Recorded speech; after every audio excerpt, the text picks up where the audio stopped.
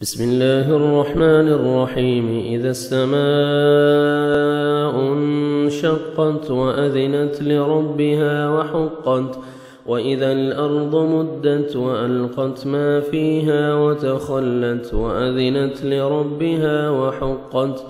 يا أيها الإنسان إنك كادح إلى ربك كدحا فملاقيه.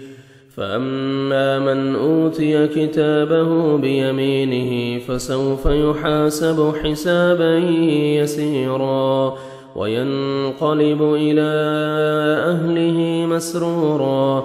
وأما من أوتي كتابه وراء ظهره فسوف يدعو ثبورا ويصلى سعيرا إنه كان في أهله مسرورا إنه ظن أن لن يحور بلى إن ربه كان به بصيرا.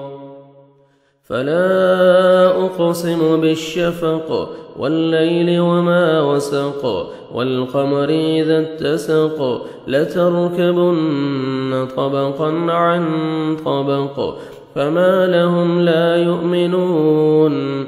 وإذا قرئ عليهم القرآن لا يسجدون بل الذين كفروا يكذبون والله أعلم بما يوعون. فبشرهم بعذاب أليم إلا الذين آمنوا وعملوا الصالحات لهم أجر غير ممنون.